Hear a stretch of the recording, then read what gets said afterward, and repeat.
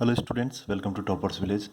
आज हम देखेंगे बेसिक्स मतलब थ्योरी बिफोर एक्सरसाइज 1.2। जो अपनी सेट्स की जो एक्सरसाइज है 1.2 उससे पहले जो भी थ्योरी थोड़ी बहुत कवर होती है वो हम कवर करके फिर एक्सरसाइज 1.2 पर आएंगे। ठीक है, तो यहाँ पर आपको थ्योरी भी उससे पहले पक्का मिलेगी। ठीक है, उसके बाद में हम क्वेश्चन तो सोल्व करेंगे ही करेंगे सारे के सारे।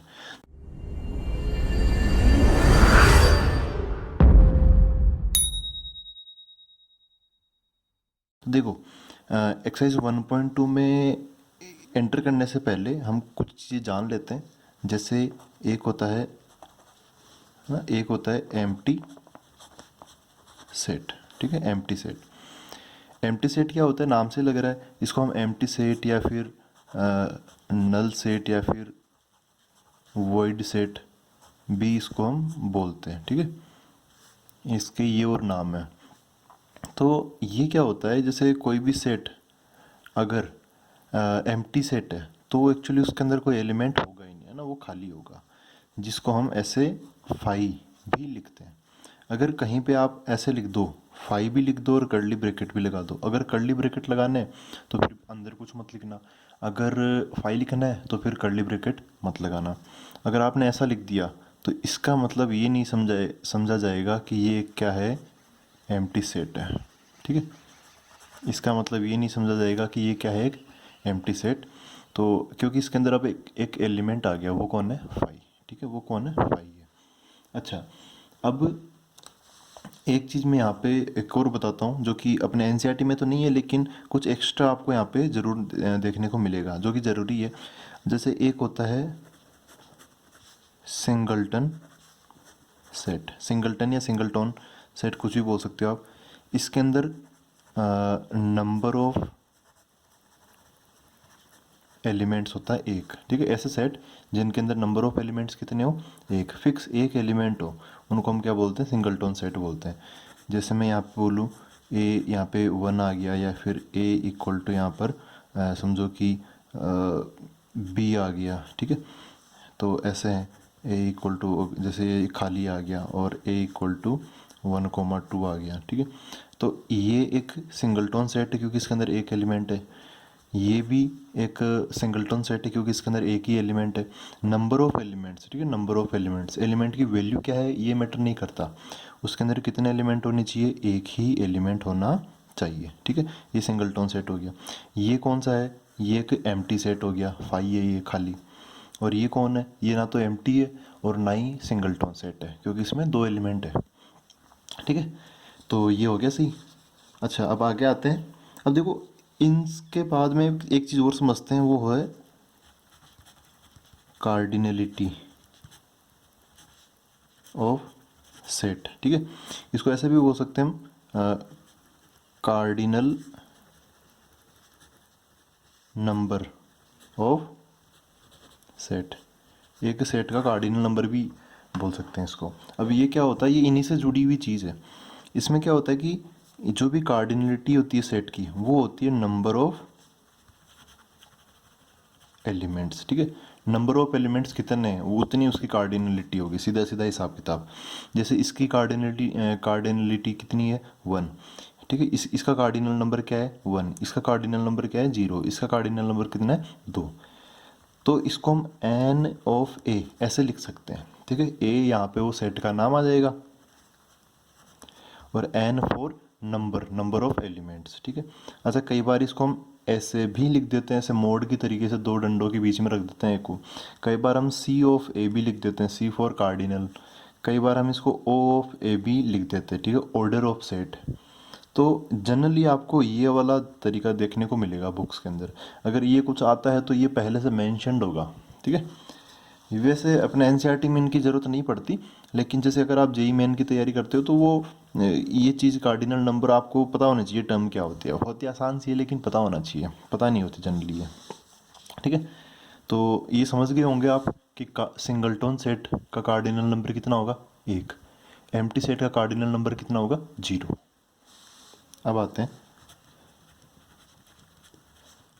फाइनाइट सेट पर। ठीक है, फाइनाइट सेट क्या होता है, ऐसा सेट जिसके अंदर number of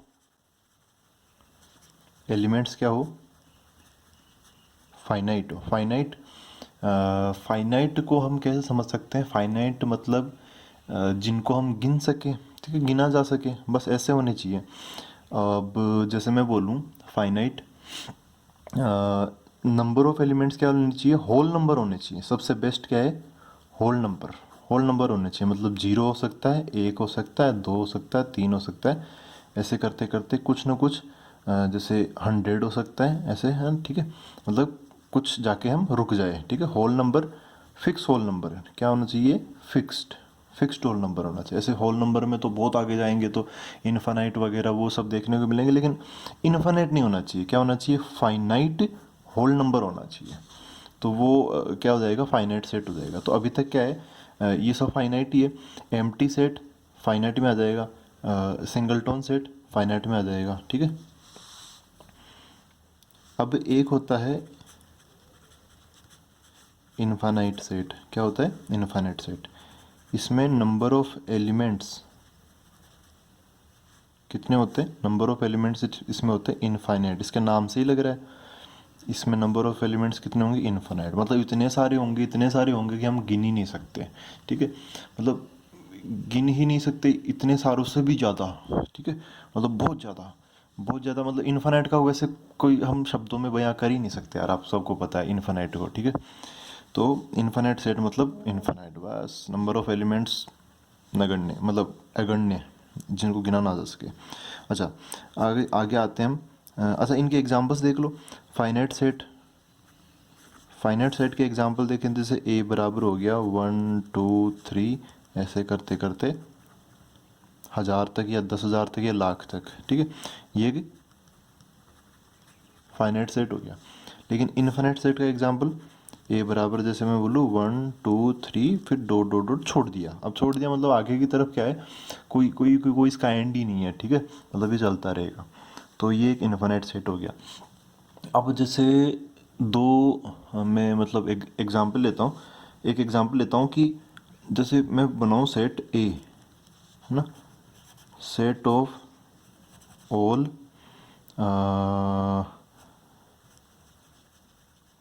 persons on earth, ठीक है, अपनी धरती पर जितने भी लोग हैं, जितने भी व्यक्ति हैं, उन सब का, जितने भी पर्सन्स है उन सब का सेट बनाना है हमें।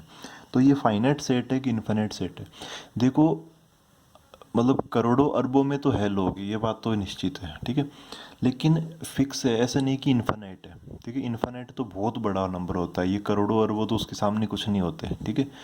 तो जो ये जो सेट होगा वो एक टाइप का कैसा सेट होगा? एक फाइनाइट सेट होगा, ठीक है बहुत बड़ा नंबर, काफ़ी बड़ा नंबर है, लेकिन सबसे बड़ा नंबर नहीं है, ठीक है, मतलब इन्फानाइट नहीं है फाइनाइट ही। तो ये कैसा सेट हो गया? फाइनाइट सेट हो गया। अब आगे देखते हैं।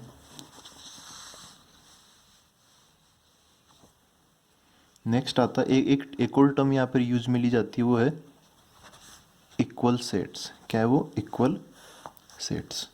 इक्वल सेट्स क्या होते हैं? ऐसे सेट्स, देखो इक्वल सेट, अब सेट्स है मतलब एक से ज़्यादा सेट की हम बात करेंगे। तो इक्वल सेट को लिखते कैसे? जैसे दो सेट है ए एंड बी, ठीक है, दो सेट है ए एंड बी, तो इक्वल सेट को हम ऐसे रिप्रेजेंट करते हैं ए इक्वल टू बी, ठीक है, ए इक्वल टू बी। ऐसा कब? If each element of A is also belongs to B, and इसका उल्टा भी, each element of B also belongs to A, ठीक है, मतलब एक के सारे एलिमेंट बी में बिलोंग करे, बी के सारे एलिमेंट ए में बिलोंग करे, ठीक है। तो हम ऐसे बोल सकते हैं कि इनके ईच एलिमेंट आर सेम, ठीक है, each element, all the elements are same, ऐसे बोल सकते हैं हम यहाँ पर, all elements of both sets are same, ठीक है। तो ये मैंने थोड़ा जल्दीबाजी में लिख दिया, आप थोड़ा राइटिंग को ना, मैं बोल भी रहा हूँ तो उस हिसाब से आप थोड़ा इसको समझ लें, ठीक है। नोट्स बनाते चलें अपने तरीके से, क्या बार बार देखेंगे आप, बस नोट्स बना लो इनके। Equal sets A equal to B, इसको हम ऐसे लिखते हैं। एक एक एलिमेंट है ना सेम होना चाहिए, एक एक एलिमेंट सेम होना चाहिए, ये इक्वल सेट्स की कैटेगरी में आता है। जैसे for example A equal to, मैं बोलूँ कि भाई x such that x is a letter of word loyal, ठीक है। एक ऐसा ही सेट में एक और बना लूँ, बी, उसको बोला x such that x is a letter of word alloy, ठीक है। अब आप ये बताओ कि ये इसके अंदर कौन आएगा। ये तो मैंने किस फॉर्म में लिखा है बताओ, ये है सेट बिल्डर फॉर्म में, ये है सेट बिल्डर फॉर्म में। चलो इनको रोस्टर फॉर्म में लिखते हैं, रोस्टर फॉर्म में ही हमें पता चलेगा कि ये इक्वल है कि नहीं है। तो इसके लेटर्स सारे, एल आ गया, फिर ओ आ गया, फिर वाई आ गया, फिर ए आ गया। दूसरा वाला एल वापस लिखने की ज़रूरत है नहीं, क्योंकि रिपीटिशन का कोई मतलब नहीं होता। अच्छा, इसमें क्या बनेगा, ए आ गया, एल आ गया, ओ आ गया और वाई आ गया। अब देखो ये एल ओ वाई ए ऐसे मिला, ये ए एल ओ वाई ऐसे मिला, तो ऑर्डर तो मैटर करता ही नहीं है, ठीक है। तो दोनों के दोनों क्या इक्वल है, क्यों इक्वल है, क्योंकि इनका जिसमें इन दोनों के जो एलिमेंट्स हैं ना सारे के सारे सेम है, किसी में भी एक्स्ट्रा नहीं है, किसी में कम नहीं है, एकदम बराबर है। इसमें भी ए आ गया, इसमें भी ए आ गया, ठीक है। ऐसे ये दोनों के दोनों क्या हो गए, इक्वल सेट हो गए, तो हम ए बराबर बी बोल सकते हैं। अच्छा, एक और एक एक्स्ट्रा चीज़ आपको बताता हूँ मैं यहाँ पर। एक होता है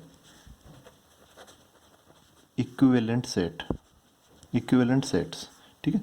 इक्विवेलेंट सेट्स, इसको हम ऐसे रिप्रेजेंट करते हैं, ए और ऐसे लगा के ऐसे, ठीक है। बीच में ये जो होता है ना ट्राइंगल्स में, वो एक सिमिलर ट्राइंगल को रिप्रेजेंट करने के लिए एक साइन यूज में लेते हैं, ऐसे कर्ल, ऐसे कर्ल जैसा, लहरों जैसा, ठीक है। तो इसका मतलब क्या है कि इक्विवेलेंट सेट, इक्विवेलेंट सेट में क्या होता है, वो सेट जिनके अंदर ना नंबर ऑफ एलिमेंट सेम होते हैं, ठीक है। सबसे बेस्ट यही है अगर n A equal to n B है। अच्छा, एन ए एन बी क्या है, कार्डिनल नंबर है, ये क्या है, कार्डिनल नंबर, मतलब नंबर ऑफ एलिमेंट्स ए में और बी में अगर सेम सेम है तो आप समझ जाना कि वो दोनों सेट कैसे हैं, इक्विवेलेंट सेट। एलिमेंट्स क्या है ये इम्पोर्टेंट नहीं है, यहाँ पर इम्पोर्टेंट क्या है कि उनके अंदर नंबर ऑफ एलिमेंट्स कितने हैं। जैसे मैं बोलूँ कि A equal to 1 2 3, B equal to A B C, D equal to 1 2 3, ठीक है। तो ए और डी तो क्या हो गया बराबर, ए इक्वल टू डी हो गया, ठीक है। अच्छा, ए और डी इक्वलेंट है कि नहीं है, इक्वलेंट, इक्वलेंट भी हो गया, ठीक है। जो इक्वल होते हैं वो इक्वलेंट तो होते ही होते हैं। अच्छा, ए और बी में क्या रिलेशन है, ए इज इक्वलेंट टू बी, ठीक है, क्योंकि इनके अंदर एलिमेंट सेम नहीं है, इसके 1 2 3 है, इसके ए बी सी है, लेकिन हाँ इसमें भी 3 एलिमेंट है, इसमें भी 3 एलिमेंट है, तो ये क्या हो गया, A is equivalent to B हो गया, ऐसे B is equivalent to D हो गया।